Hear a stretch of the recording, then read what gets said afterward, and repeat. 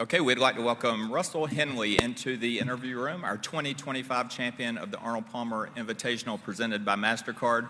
Russell, you pick up your 5th win, 4 under on your last 7 holes, including that eagle on 16. Mr. Palmer would be proud with that finish. If we can get some comments on what it means for you to win his tournament.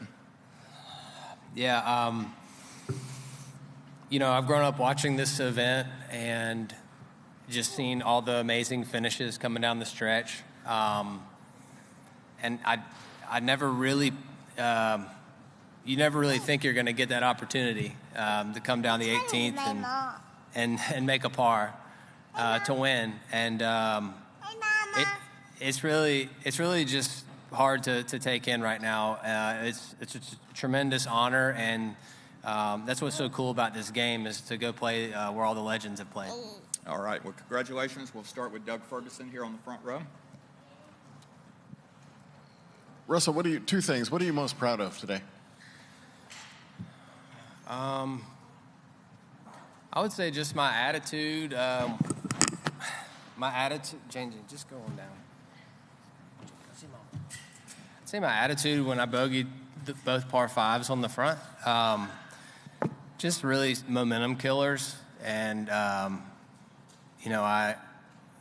I didn't really feel like I had a great chance at that point, and Colin was just playing so steady, and like he always does. And so just to hang in there enough to give myself some looks is what I'll take from this day. Secondly, when the chip came out on 16, was there any concern it was running too hot down the grassless green? The grassless green. Yeah, I mean, I knew it was probably going to be, 5-6 feet by, but I don't know that you can stop it, with any pace right there. I think Colin hit his a couple feet by, and, that's just kind of golf. I mean, sometimes you get a good break like that, and it hits the pin and goes in, and I asked Andy after, and he said he didn't think it'd be but 5 or 6 feet by, but I guess I need to watch it on the replay to see how fast it was moving, but kind of surreal. All right, let's go back left over here, Tom. Russell, a couple things. Number one, I guess you said afterwards, were you in shock? You actually said, I think you were in shock. Yeah. What was that feeling like? Was it kind of surreal? Yeah, I mean, it's still surreal wearing this thing up here. I've tried to just work really hard at all aspects of my game and to try to put myself in position to win tournaments and compete at the highest possible level on the biggest and best courses. And just crazy that it happened like that. And just hard to take in. I can't explain it. And also just the pressure of knowing that Colin, was going to play so steady and knowing that I had to play steady. It almost kind of made me realize it was just so far from over, knowing that I knew he was going to hit great shots coming down the last 2 holes as well. So just tremendously hard to win out here. Also, with that being said, are you a man who doesn't show many emotions? Because it was hardly a smile after the chip in and after the final putt went in. Yeah, I mean, I didn't feel like there was much to smile about at that point, just because if I go to the next hole and hit it in the water and then hit it in the water again on 18, then I'm not sitting here, and there's just a lot of really tough golf ahead of me. So I didn't really feel like it was a time to smile. I felt like it was time to get really focused on what I need to do on my next shot. All right, let's go to Paul in the middle. Russell, you've said in the past you're a low ball hitter, and you felt like you'd been improving on courses that maybe you didn't quite fit the bill on always. Would this have been a course 3-4 years ago that you felt like you could win at? I don't know that I would have felt like I could win 3 or 4 years ago. I'm definitely more confident in the last 2 years than I was 4 years ago. But when a place gets really firm and fast, it's obviously an advantage for a shorter hitter. I like it when it gets like that. So I think it plays in, I think if you want the conditions like that, then that's a positive for you. And then just your putting has improved pretty dramatically since working with Phil. Just wondering what you guys have particularly worked on and what that's meant to you. Yeah, I can't tell you that it's a secret. No, I've just tried to listen to everything he said. From the start, working with Phil, I've just said, what do you want me to do? Because I was just so lost with my game, with my putting a few years back, and just super inconsistent. Didn't really have a great plan, and he's kind of learned my personality and really just tried to get me to focus on the little details of improving, just set up and start line and how I read the greens and believing, in my process, even when things aren't going well. So it's not just a little tip here and there with the putting. It's also like he's a psychologist as well. Really, he's amazing. All right, let's go Shed and Adam, and then we'll come over to this side. Russell right here, Dave Shedlowski, Golf Digest. Talk about that putt at 17, because that was a big putt too, that second one. Yeah, I knew that it was going to be kind of a weird, tricky second shot there. I knew it was probably up against the collar or on that first cut, and my first putt went hard left, and I don't know if I pulled it. I don't think I pulled it that much, but I think it got hung up in the grass a little bit off that first cut, and I just kind of knew it was going to be hard. Like I wasn't thinking, oh man, this is going to be a cakewalk these last two holes. I knew I was going to have to make some putts if I wanted to win, and so I just tried to stay focused, and I did a really good job of going back to my same process, my mental process, how I read the putt, and committing to my line, and pick the right line. When did you feel most nervous, over the last putt or the one at 17, or? I think 17 and 18. I was very nervous. That was as nervous as I can remember ever being. All right, Adam. More than the President's Cup? I mean, when you're in the moment, I guess it's hard for me to rate them. Yeah, I guess maybe I was more at the President's Cup. I'm not really sure, but when you get that nervous and your heart's beating that fast, it's hard to even. It's hard to rate it. I was very nervous, though. How much did the President's Cup experience help you today? It helped me, I think, a lot.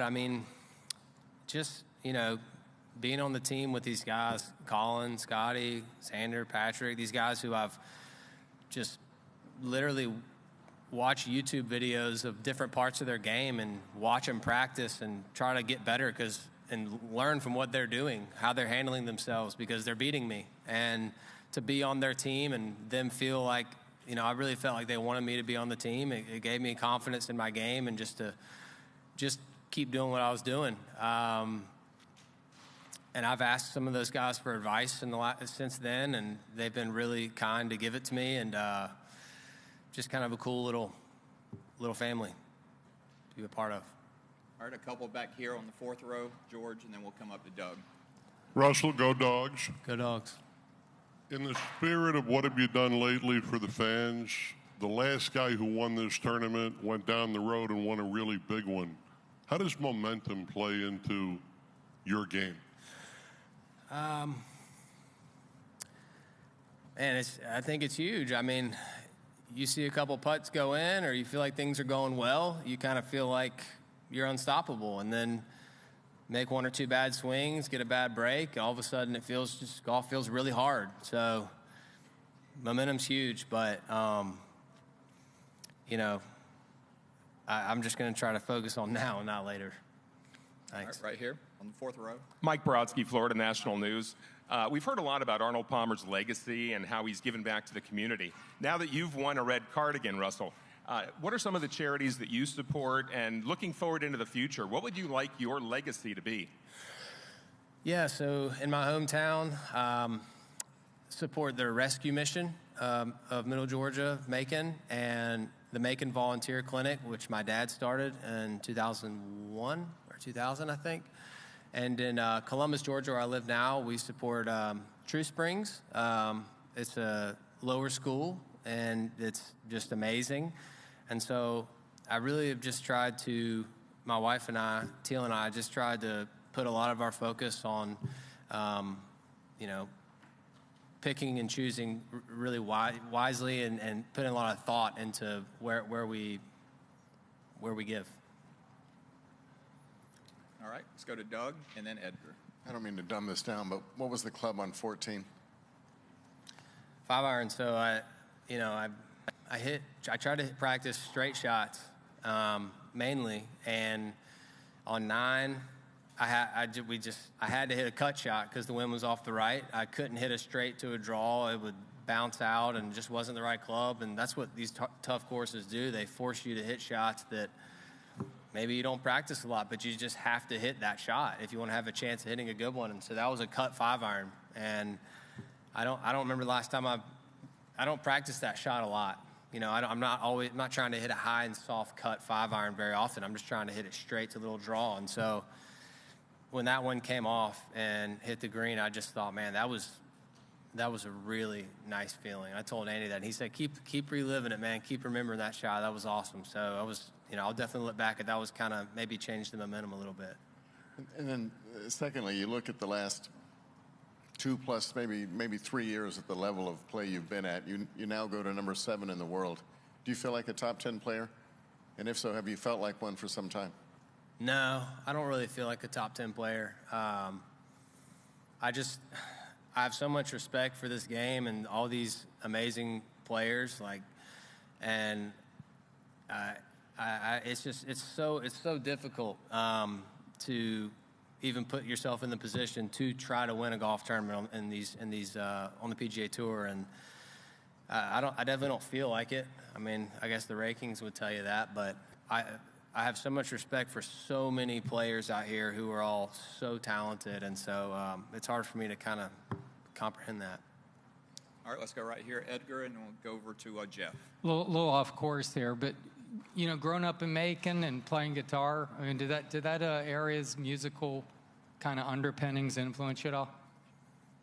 Did what now? Macon. Yeah. Growing up in Macon. Yeah. Did that influence your guitar playing? Oh, influence my guitar playing.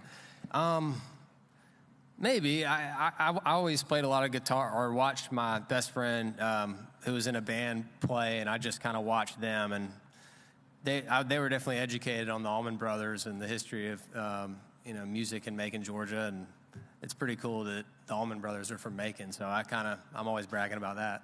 Sure. You should. Yeah. The other thing, is there something you can apply from like playing guitar to golf? I mean, the precision, the discipline, the practice needed, things like that?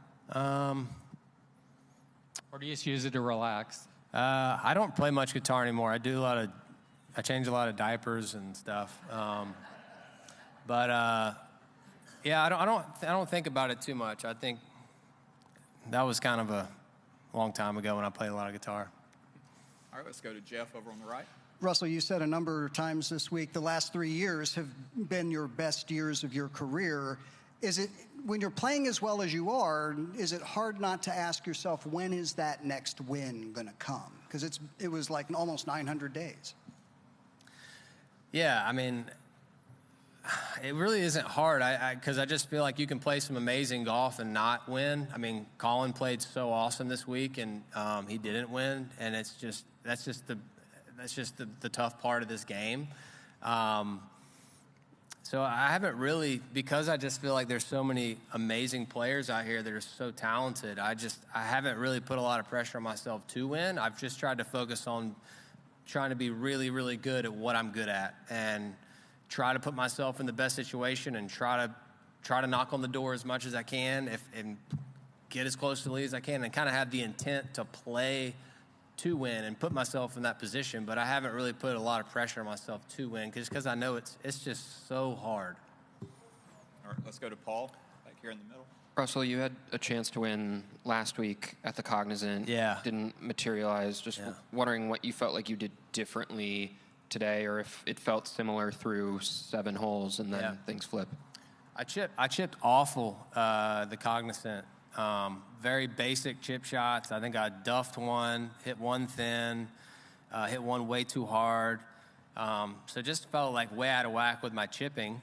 And Mark Blackburn gave me like a chipping lesson this week and watched me hit some. And I got some balls up and down this week that gave me a lot of confidence.